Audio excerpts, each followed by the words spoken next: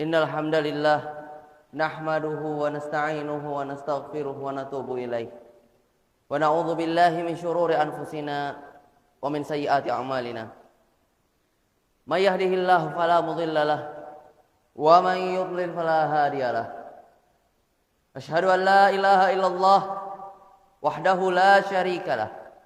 Wa asyhadu anna Muhammadan abduhu wa rasuluh. Qala Allah Ta'ala fil Qur'anil Karim. A'udzu billahi minasy syaithanir rajim. Ya ayyuhalladzina amanu ittaqullaha haqqa tuqatih wa la tamutunna illa wa antum muslimun.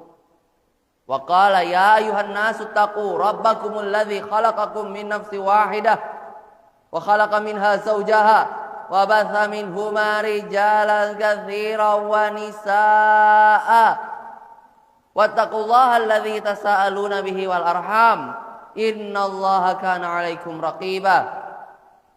Wa qala ya ayyuhalladzina amanu taqullaha wa qulu qawlan sadida yuslih lakum a'malakum wa yaghfir lakum dhunubakum.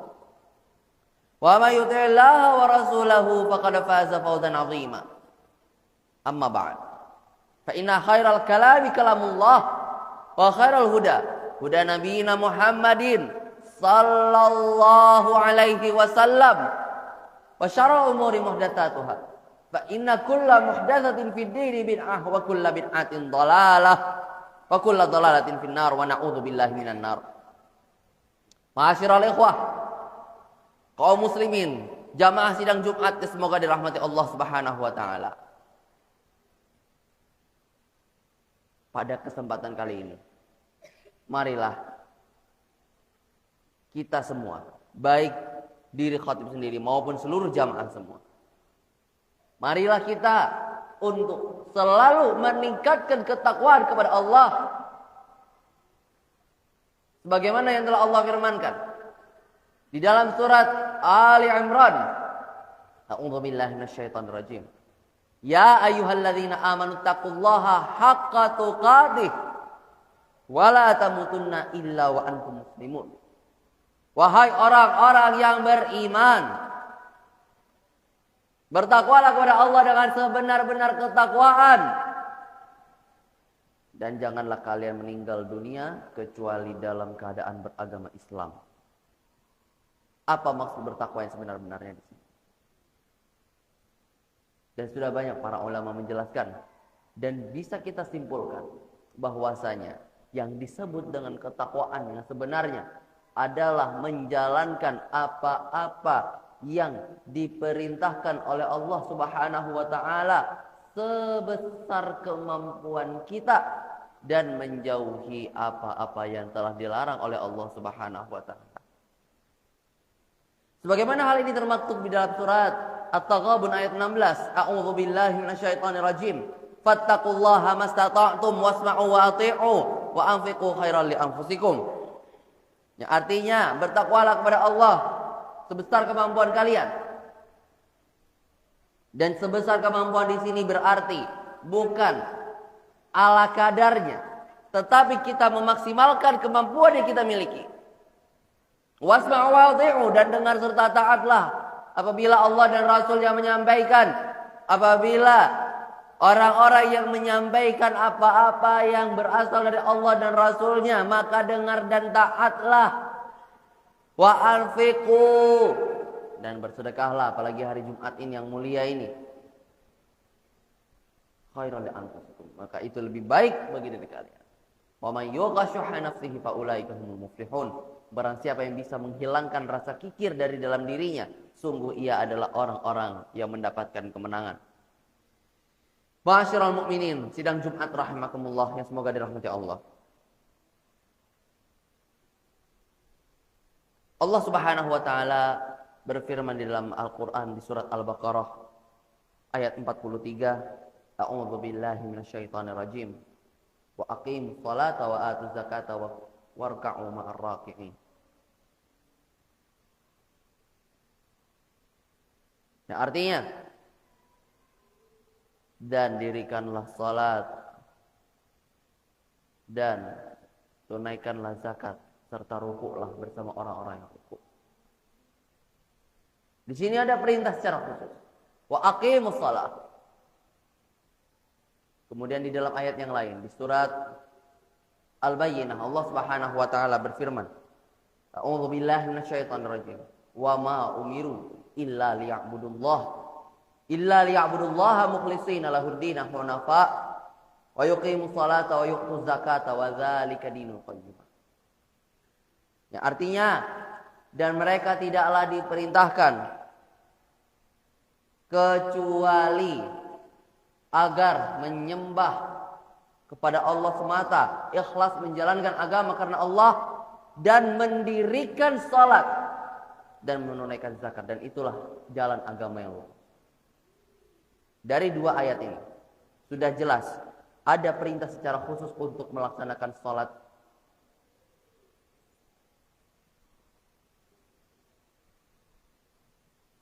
Yang mana ini juga diperkuat dengan hadis dari Rasulullah sallallahu alaihi wasallam, yang mana hadis ini diriwayatkan oleh Imam Bukhari dan Imam Muslim. Yang mana kalau sudah Imam Bukhari dan Imam Muslim meriwayatkan sebuah hadis di dalam kitab sahihnya, maka tidak diragukan lagi. Seluruh umat Islam bersepakat pasti sahih dari Nabi SAW. Hadisnya adalah buniyal islamu ala khams, syahadat Allah ilaha illallah wa anna Muhammadar Rasulullah wa iqamis salah wa itaiz zakah wal hajj wa shaumi Ramadan. Yang artinya Islam itu dibangun atas 5 pondasi, atas 5 dasar. Yang pertama, bersyahadat, bersaksi bahwa tiada Tuhan yang berhak disembah kecuali Allah dan bahwa Nabi Muhammad adalah utusan Allah. Yang kedua, mendirikan salat. Yang ketiga, menunaikan zakat, membayar zakat, yaitu zakat mal, yang 2,5% dari total harta apabila sudah mencapai nisab dan haulnya, bukan zakat fitrah. Yang keempat adalah haji. Yang kelima adalah berpuasa di bulan Ramadan. Dan di antara bentuk berpuasa Ramadan ini, di antara kewajibannya termasuk di dalamnya adalah membayar zakat fitrah. Sehingga rangkaian zakat fitrah ini sebenarnya bagian dari melaksanakan puasa Ramadan. Jamaah sidang Jumat rahimakumullah, perlu kita pahami di sini. Ketika kita melaksanakan sholat, sedangkan Allah Subhanahu wa taala di surat At-Taghabun sudah dibacakan tadi, memerintahkan kita untuk bertakwa sebesar kemampuan kita.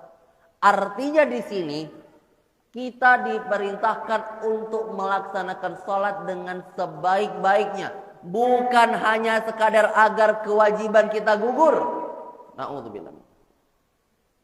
Tapi betul-betul melaksanakan sholat sesuai dengan apa yang Allah dan Rasulnya ajarkan, bukan sekara PDW, bukan seenaknya aja.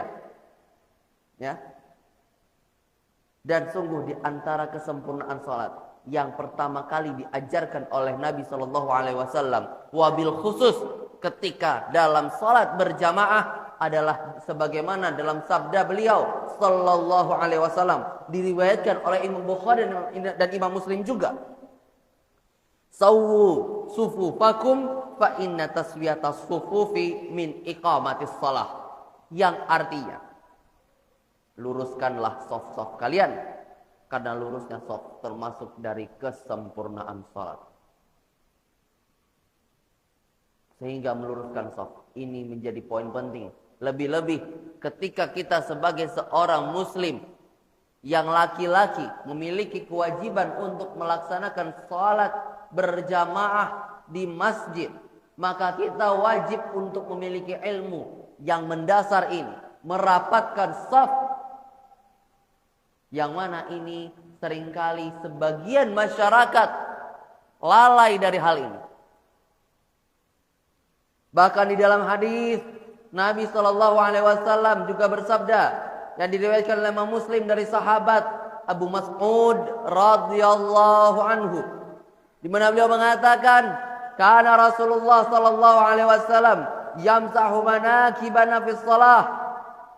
Dahulu Rasulullah SAW mengusap pundak-pundak kami, mengusap meluruskan dengan tangan. Dan kemudian Nabi SAW bersabda,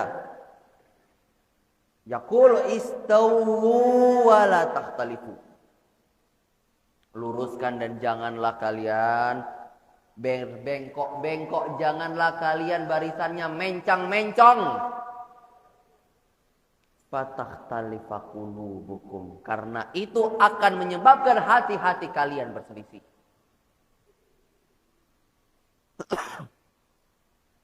Dan juga sahabat Nu'man bin Bashir radhiyallahu anhu juga meriwayatkan sebuah hadis yang diriwayatkan oleh Imam Muslim dan juga Imam Bukhari secara ringkas. Kana Rasulullah sallallahu alaihi wasallam yusawwi sufufana hatta ka'annama yusawwi bihal qidah hatta ra'a anna qad aqalna an. Dulu Rasulullah SAW ketika meluruskan barisan itu sebagaimana lurusnya anak panah. Bagi kita mungkin yang pernah melihat bagaimana anak panah lurusnya, tidak ada itu yang namanya anak panah bengkok-bengkok, itu nggak ada. Betul-betul lurus. Sampai kemudian ketika semuanya lurus, Nabi SAW menganggap jamaah sudah mengerti. Tapi pada suatu hari, sebagaimana disebutkan oleh Nu'man bin Bashir radhiyallahu anhu, "Tsumma kharaja yawman faqam hatta kana yukabbir fara'a rajulan badiyan yasduru minas shaf." Pada waktu itu suatu hari Nabi SAW ketika akan mengimami salat berjamaah keluar sebagai imam. Kemudian beliau hendak bertakbir, tapi beliau melihat ada satu orang yang dadanya maju sedikit. Artinya nggak lurus. Bukan dia nggak merapatkan saja, tapi betul-betul dia ini maju badannya. Maka apakah sabda Rasulullah SAW? Ibadallah, la tusawwuna sufufakum. Wahai hamba-hamba Allah, lurus dan ratakan saf-saf salat kalian. Wala yukhalifannallahu baina wujuhikum. Ataukah Allah akan buat wajah-wajah kalian akan berselisih, saling berbeda pendapat dan saling berdebat akibat kalian tidak meluruskan saf-saf salat kalian. Jamaah sidang Jumat yang semoga dirahmati Allah Subhanahu wa taala. Sebuah kaidah penting agar kita bisa terhindar dari menjadi seperti orang yang tadi diperingatkan karena safnya dadanya maju sedikit dari jamaah yang lain. Yang pertama dan paling utama adalah kita meluruskan saf dengan dua patokan. Yang pertama bahu kita, yang kedua adalah tumit kita. Ingat, tumit bukan ujung jari. Seringkali kita ketika meluruskan saf menggunakan patokan ujung jari. Dan ini kesalahan besar. Kalau kita lihat, bagaimana kok bisa kesalahan besar? Iya, karena yang menopang badan kita apakah ujung jari atau tumit? Tentu tumit kita. Yang berada dari belakang, kemudian dari tumit inilah bersambung sampai tulang betis sampai kepada badan kita. Sehingga kenapa masjid-masjid termasuk masjid kita di Abdurrahman bin Auf ini sudah ada ujung-ujung karpet itu untuk menaruh tumit-tumit kita. Bagaimana dengan jari-jarinya? Jari-jari kalau maju beberapa orang itu tidaklah masalah. Kenapa? Dikarenakan panjang jari setiap orang berbeda-beda, tidak mungkin sama, sehingga tidak bisa ujung jari jemari kaki kita dijadikan patokan meluruskan saf. Harus tumit. Makanya kenapa ada ujung karpet untuk meluruskan saf salat. Sidang jamaah Jumat rahimakumullah. Dan termasuk juga yang dianjurkan oleh Nabi SAW adalah bagaimana kita merapatkan saf salat kita. Sebagaimana dalam sabda Nabi SAW yang diriwayatkan oleh Imam Muslim. Ala tasuffuna kama tasufful malaikatu inda rabbiha. Tidakkah kalian bisa berbaris sebagaimana berbarisnya para malaikat ketika mereka menghadap Allah Subhanahu wa taala. Ketika malaikat beribadah kepada Allah Subhanahu wa taala. Wa faqulna ya Rasulullah kaifa tasufful malaikah 'inda rabbiha. Kemudian para sahabat bertanya, "Wahai Rasulullah, bagaimana caranya malaikat itu merapikan saf salat mereka di hadapan Allah, di hadapan Tuhan mereka?" Maka Nabi SAW melanjutkan menjawab, "Yutimmuna sufufal awal wa yatarassuna fis saf." Yang artinya mereka menyempurnakan barisan pertama mereka dan merapatkan sampai tidak ada celah kosong. Dan kaidah dalam merapatkan shaf adalah bahwasanya kaki kita sejajar dengan lebar bahu kita, tidak lebih, tidak kurang. Apabila terlalu lebar maka ini bukanlah merapatkan shaf salat, dan apabila terlalu kecil ini adalah menyempit-nyempitkan shaf orang lain. Dan inilah yang tidak dianjurkan ketika melaksanakan shaf. Harus kaki itu lurus sejajar dengan bahu kita. Makanya kenapa bahu juga menjadi patokan kita dalam meluruskan shaf salat. Sampai-sampai di dalam sebagian ulama ketika mereka menyebutkan masalah meluruskan shaf, mereka mewajibkan untuk saling menempel antara bahu dengan bahu dan kaki dengan kaki. Sehingga sempurnalah lurus dan rapatnya shaf salat mereka. Barakallahu li wa lakum fil Qur'anil azim wa nafa'ani wa iyyakum bima fihi minal ayati wa dzikril hakim. Aqulu qawli hadza wa astaghfirullah li wa lakum wa lisairil mu'minina min kulli dzamb fastaghfiruhu innahu huwal ghafurur rahim.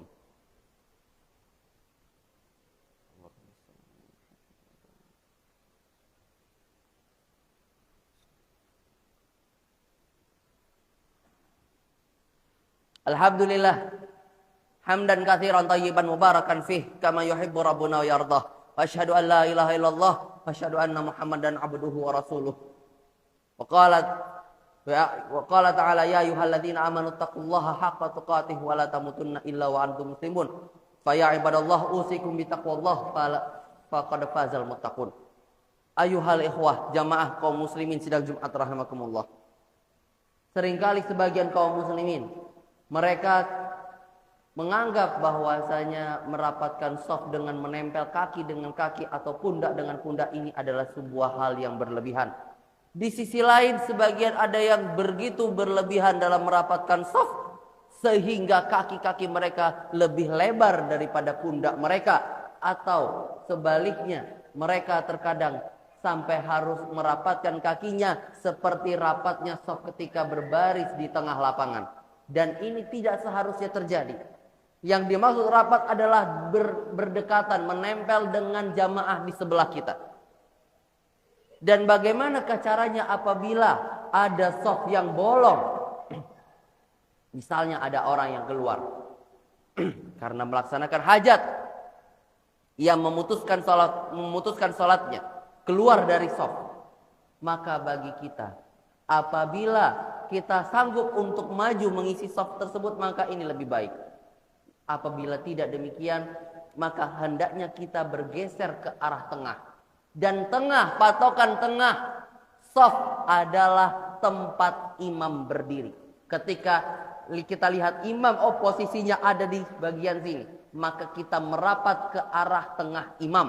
Dan sungguh shaf itu dimulai dari bagian pertama di belakang imam di shaf pertama, kemudian yang di tengah di shaf kedua, tengah shaf ketiga sampai dengan shaf yang paling belakang.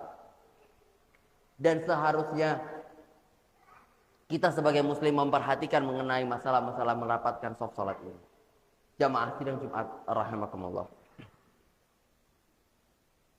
Kemudian yang terakhir, hendaknya sebagaimana yang telah disebutkan dalam hadis yang tadi mengenai rapat dan terisinya seluruh shaf, hendaknya kita untuk mengisi shaf yang terlebih depan terlebih dahulu. Apabila mungkin tempatnya kecil, maka hendaklah kita mengajak anak-anak kita untuk mengisi shaf yang di depan, karena itu adalah bagian dari menyempurnakan shaf salat kita. Jamaah sidang Jumat rahimakumullah, Hendaklah kita sebagai seorang muslim sebagaimana diperintahkan oleh Allah Subhanahu wa taala dalam surat Al-Baqarah, a'udzubillahi minasyaitonirrajim, fastabiqul khairat. Hendaklah berlomba-lomba dalam amal saleh, dalam kebaikan. Sehingga hendaklah kita berlomba-lomba untuk menjadi orang-orang yang dapat merapatkan shaf, dapat meluruskan shaf sehingga salat berjamaah kita. Mau salat berjamaah 5 waktu, mau itu salat Jumat, mau salat Idul Fitri, mau salat Idul Adha, ataupun salat-salat berjamaah lainnya, itu semuanya bisa mendapatkan pahala yang sempurna di sisi Allah Subhanahu wa taala. Dan semoga Allah Subhanahu wa taala menjadikan kita setelah khutbah Jumat ini langsung yang pertama kita bisa melaksanakan tentang merapatkan shaf salat ini ketika kita melaksanakan salat Jumat kita nanti. Dan semoga ini berterusan, berkesinambungan sampai akhir hayat kita kelak. Amin, Allahumma amin. Di hari Jumat yang mulia ini, hendaklah kita memperbanyak salawat kepada Nabi SAW. Sebagaimana Allah Subhanahu wa taala telah berfirman, a'udzubillahi minasyaitonirrajim, innallaha wa malaikatahu yusholluna 'alan nabi, ya ayyuhalladzina amanu shallu 'alaihi wa sallimu taslima. Artinya, sungguhnya Allah dan para malaikat bersalawat kepada Nabi. Wahai orang-orang yang beriman, bersalawatlah kalian kepada Nabi dengan salawat yang sebenar-benarnya. Allahumma salli ala Muhammad wa ala ali Muhammad kama sallaita ala Ibrahim wa ala ali Ibrahim innaka Hamidum Majid. Allahumma barik ala Muhammad wa ala ali Muhammad kama barakta ala Ibrahim wa ala ali Ibrahim innaka Hamidum Majid. Allahumma ighfir lil mu'minina wal mu'minat wal muslimina wal muslimat al ahya'i minhum wal amwat innaka sami'un qaribun mujibu da'awat ya qadiyal hajat. Allahumma aslih lana dinana allati huwa asmatu amrina wa aslih lana dunyana allati fiha ma'ashuna wa aslih lana akhiratana allati ilaiha ma'aduna waj'alil hayata ziyadatan lana fi kulli khair waj'alil mauta rahatan lana min kulli syarr.